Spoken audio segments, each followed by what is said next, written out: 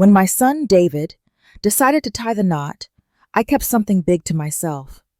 His father, James, had passed away not too long before, and I had, come into a bit of money, a few million, to be exact. I didn't breathe a word of it. At the wedding, I smiled, gave a nice but not extravagant gift, and held on to my secret tight. And honestly, it's a good thing I did. The events that occurred afterward, they proved to me that I did not owe them anything. Hello there. Pull up a chair. You're about to hear another tale from a woman who's lived a long life. Did you get married? How did your mother-in-law treat you and your partner? Now, let's get into it. They say silence can speak louder than any loud noise, especially when it's covering a big secret. When David got married, no one knew I was sitting on a small fortune, something like $3.7 million left to me by my beloved husband, James. Not a single soul. I didn't even hint at it. I had plenty of moments where I could have let it slip, but I didn't. That check stayed put, tucked away in my late husband's favorite book, and my lips remained sealed tighter than hermetic jar. David didn't need to know, and his new wife, Marianne, well, she definitely didn't need to know. I wasn't about to ruin their perfect wedding day with the fact that the supposed poor mama bear was actually doing okay. James passed just 9 months before the wedding, peacefully in his sleep. Just like he always wanted. He always said, "If it's my time, I hope the good Lord doesn't drag it out. Let me go easy, like butter melting in a hot pan." And that's exactly how it happened. I woke up one morning, reached over to adjust his blanket, and he was gone. Peaceful, cold, still holding my hand. He'd been smart with his money, saving and investing secretly over the years, mostly in real estate. He left it all to me, said our son would be just fine on his own, but that I was his priority.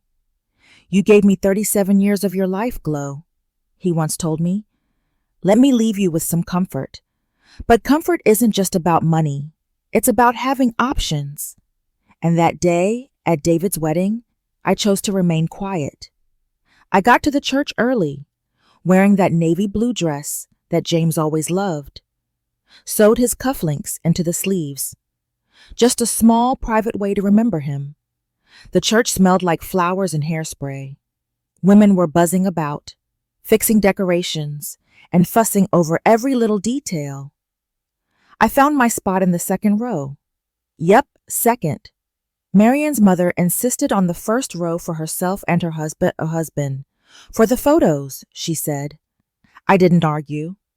Being a black mother-in-law at a fancy white wedding teaches you to pick your battles early.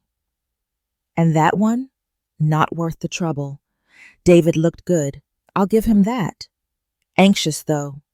He kept fidgeting and looking around. I wanted to reassure him, but I held back.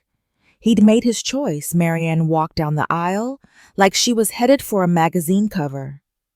Pricey dress, fancy jewelry, a bouquet that probably cost more than my first car.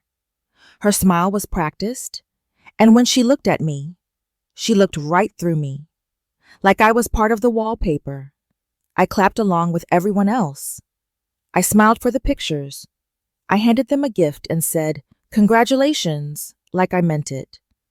They had no clue about the money, about the check folded neatly in my bag. They thought I was just a sweet, older woman on a small pension.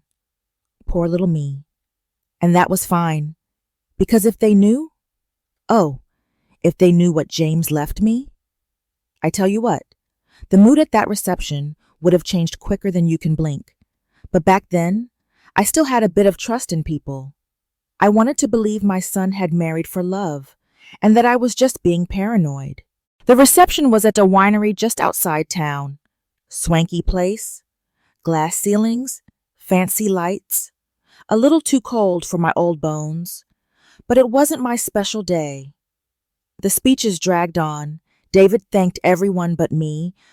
Marianne talked about new family and acted like her mom's money got them everything.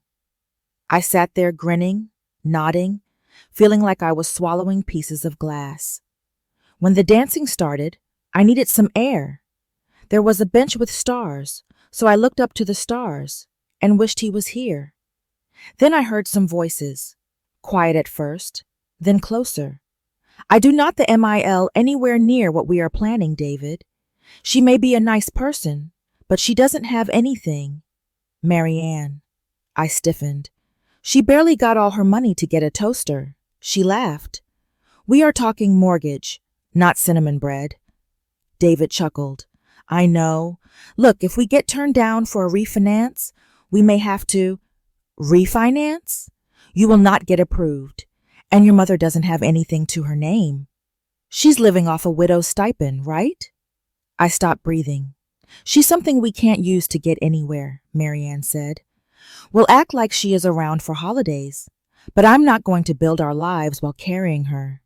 I got up. I realized they were underestimating me. More dangerous than anything. People who underestimate you never see you coming. I went home the next day and stared as I took off my shoes.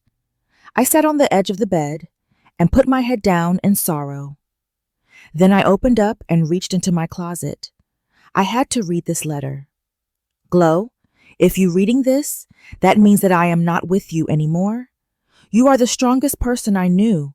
You raised a great son and buried one sister. You fought through 2 layoffs, one hell of a hurricane, and my anger when the Dodgers were not winning. You are beautiful and tough. You can make it through everything. You don't owe nobody nothing you don't give. Seeing Marianne looking at me made me think of everything differently. I realized she saw a pawn and not someone important. And David? What was he doing? He was right next to her laughing along with the same disrespect. I did not cry. It might have been numb, but I felt nothing.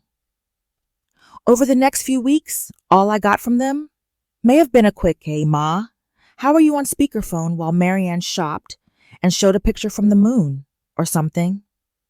It could not have been less a priority, but I did see them. One night, I decided to go over to their place and drop by. I wanted to smell a rat. The apartment was a lot too good to be true. It may have been the same price as a mansion back in my day. They were living a lie of a married couple. It smelled richer than it looked.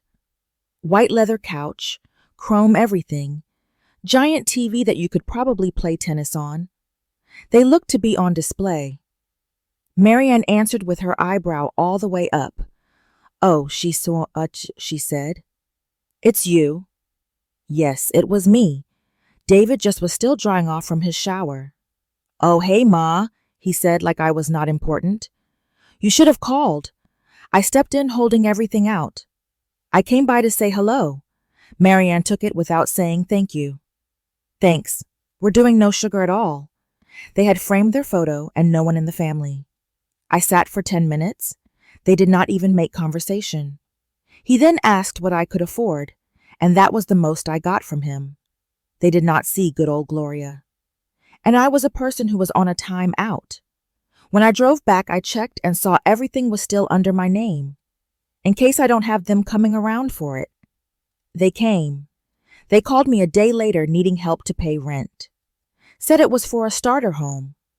They left a voicemail that made me blow up. The nerve. I then got a text. "I am mad. You do not think about David Glo. Marianne Glo." That just threw me over the edge. I closed my phone. I'm not going to get used like that. And I opened my safe, took out the check that could have changed everything. And what do you think? I had a plan. The next time they came in, they brought paperwork. And what was asked made me feel like I was in the twilight zone. They stopped asking and started thinking. That was their mistake. Knock, not a call. It just started by knocking. I was ready to enjoy my Sunday bread, but they caught me. I was still getting my wrists good and going in, smelled like old memories in this house again. Opened the door like nothing. It was David. Marianne next to him. That was when the attorney opened the clipboard and started to work. "Hi, Ma," David said. No hug, just business. "Morning," I said. Y'all need anything? Can we come in, please? Marianne said. I had my feeling. I allowed her anyway. They sat in the living room. Attorney did everything. We wanted to ask you about our estate planning and see how we can all make more money. Marianne said, Huh? I said, David started going. After your loss, we have been thinking more and legacy a thing, that we should be protected. Is that good? What are we looking to talk about? I interrupted. Silence filled the air. Marianne said, We are aware that you were dealing with James's stuff. I would love to get it reviewed. The attorney had all the papers ready. It is preliminary. Not too worried, I looked at my son. David, what exactly? Can you make this simple? He was starting to seem so uncomfortable. Look, there should be something there for me. I am good at being your son, and what happens if something comes to you? You see? Marianne then brought the knife. I bet this estate can find a good home, especially that old house. Home? She said it like she had the pen. I took a breath. Let them talk. Do you know what my husband told me? They were so lost at this point. He said, Demand is just a wish. I needed them out. David gave me a smile. You're the queen, just trying to help. What type? Are you helping me or yourselves? I asked. I raised my hand to David. No, just listen and hear what I need. Son, let us get this out of the mind now. Marianne started getting really red. Gloria, I heard her speak, transparency is important. I got up. You ask for transparency and you will get it. I would pull out a folder that will change their life forever. I gave it next to her folder. This is the exact way I want to leave it. My say, no way to go about it. From bad people. The attorney started sweating and they looked out of words. I may be the oldest person, but I know that I'm not blind. And I'm smart too. They left quickly. I can taste the tension. I got a call from my sister Clara. She asked me, Did you become Sunday school? Marianne was getting very antsy and saying I was not right. If I was shocked, but I'm not. But all that happened from those things. They tried to prove that I'm too weak to write. I said, we will see about that. It started like most things do. My neighbors and people have said that they wanted to see if I was confused, was getting real bad. Then it led to my own doctor that they have paid to check my work and to start putting me to jail. I laugh. They think I am quiet and will be weak enough to let them take over, but I will see about it. The tipping point began when I got a letter. They wanted to know if my mind was still there. Even calling me hostile, I looked, and then I got up after and called my lawyer. She said, we got this girl. I had 2 sets of them by the time it got to that date. They may not have helped me, but my legal team did. After the ruling, I may have started to pull the plug. I asked them to take a survey and see if I was capable. Results came back normal, and I'm doing swell. She was shocked to hear that I may be more smart than she was, and we took their case to them. This made Marianne so mad. She was so underprepared for that. David just hung his head. We showed people with doctor friends how much I made and spent everything. By this point, Marianne and her attorney. I will not write the judge. At the end, she said that they took my wealth. With those comments, the case closed quick. Clara came in running, said I roasted and threw. But yet it was not over. Rewrote my will and said goodbye to what may follow. So David was pulled off. It now would go to someone for scholarships. That may now be the opportunity to be great. Named after my grandma Eloise. So know and get. You do not need to yell, build a kingdom out of their reach. I thought everything was over, but nothing could have kept me from, that wolf that showed their teeth. One last letter did it all. I think it went without saying that I found out. It was a whisper from behind that cut worse. I won over anything after that happened. Just stayed safe until I pass. People will turn. You have to stop begging people to be great and not to steal from you. All seemed clear after that. All faded out. Naught came. I cried more. There are type of things that funerals will never hold. You are a great person, and I'm sorry that this has happened to you. That night I was so mad. It could not keep from happening. Something wasn't right at all. Then I got a phone.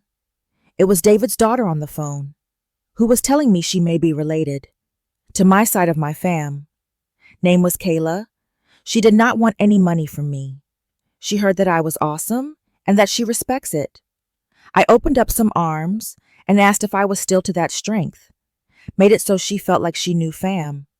She has had no family since her mother passed. That changed me. She will be someone that may not have been blood, but she could be in family. That night, I took out the last name. That would go into my will, Kayla. It was chosen, not there. There are things you should look for to find your continuation. She called me one day that her mom has now passed and would look to bury everything in a week. She said, "Did you call and say yes? What would it seem like?" Then I knew and realized that something shifted. I wasn't there just cause, but still had trust. Then asked why I still talk about my son. But you can't stay with someone that you cannot, and let it be or drown. That after gave me and felt was all family, and with time everything got greater than great. Because people were searching, they did not follow those rules. Kayla was just that, and knew to go. James's B-Day became a scholarship to people to be and do what they want. So now nothing will slow them. Then to that I knew where all the dreams came. I looked at this thing that someone left one day, what she may call all the time, may have me what her plans, and love that has kept me warm. That was the end, and it was peace I did.